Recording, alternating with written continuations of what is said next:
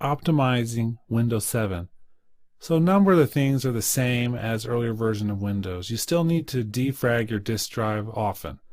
That's just something you need to do quite a bit. You also need to restart it fairly often. It cleans out a lot of problems you might be having, especially if you have a program crash on you. It's just good to restart. Even the Microsoft website recommends that. They say restart often, at least once a week under heavy usage, and I think typically even more often. And especially if you put your computer to sleep and you have problems with some of your drivers, like with Pro Tools, like I mentioned previously, I end up restarting almost every day, just because if I need that particular driver, I need to have it fresh. So there's a few things that were kind of new to me for this version, and some of these started in Vista and have been refined in Windows 7. So I want to focus on those things that are kind of new, which have helped, and I think you'll find helpful as well. So first of all, when you're in here, inside the control panel, and some of these things are not new, but some of them are pretty cool. So for instance, we can go search in the control panel for performance items. And we can adjust visual effects, because they have a lot of really cool visual effects. Things like when you shake your screen, things will go away, and you shake it again, they come back, and you pull it to the side. And for some of these things that can, for instance this one, if I pull it to the side, it'll go half screen or full screen, etc. So a lot of really cool stuff with that, but not necessarily everything you need. And some of that stuff is going to take quite a bit of power. So you come in here to visual effects, and we can say adjust for best performance. Click apply. And you're going to see kind of a change here. It looks like an old version of Windows, which is exactly how it should. That's nice to know. We can also do, and this you should do quite often, is a disk cleanup. So it'll clean up old files, things that are just hanging around that could hurt your performance. So again, another thing like defragging your hard drive that you just need to be able to do. Another thing that I want to talk about would be auto runs for Windows. This is not necessarily a new thing either, but it's something that is very handy.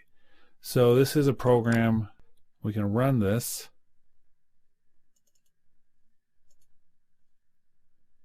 Agree to the terms. This came from Microsoft, and so that's a good sign, but it goes through here and you can really pull out all the things that are starting with the system.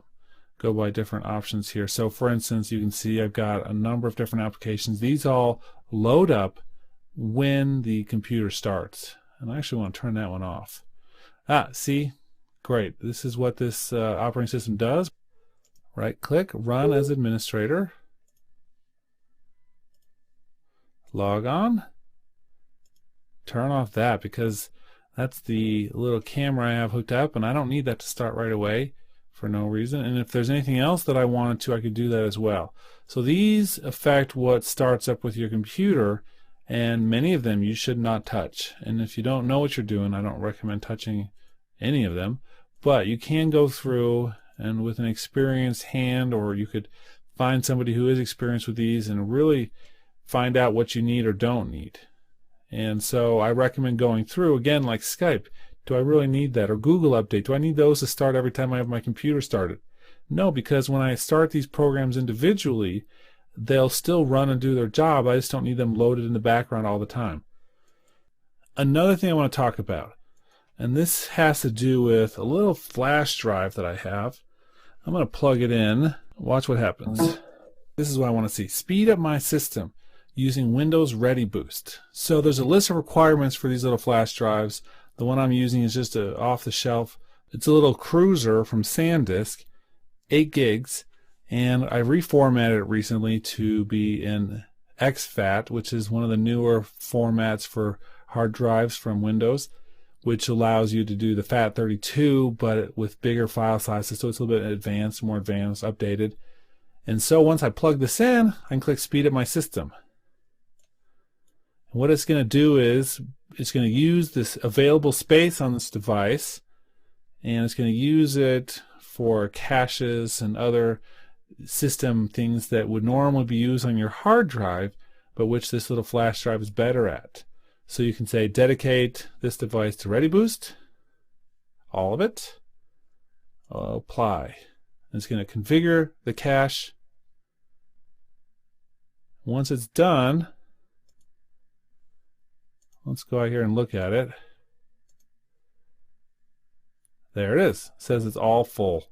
There's a little bit of free space, but not much. And that's what it looks like here. So now instead of using my hard drive for some of the basic system tasks, this is going to enhance my memory. And they say that you should use 1 to 3 times the amount of your RAM in a ReadyBoost amount. So I've got 4 gigs of RAM, and this is 8 gigs, so that's 2 times. I could actually plug in another one of these. So this was something that they introduced in Vista, but they really refined. I can actually use a number of different flash drives all at once to really boost that amount, and so it could use those drives instead of using the hard drive, and so you can leave that plugged in all the time. It's like an extension of what your computer can do, so it really helps the system run more smoothly and have a lot more faster recall time with certain things. So things like this, you can really start to optimize your system and really fine-tune it.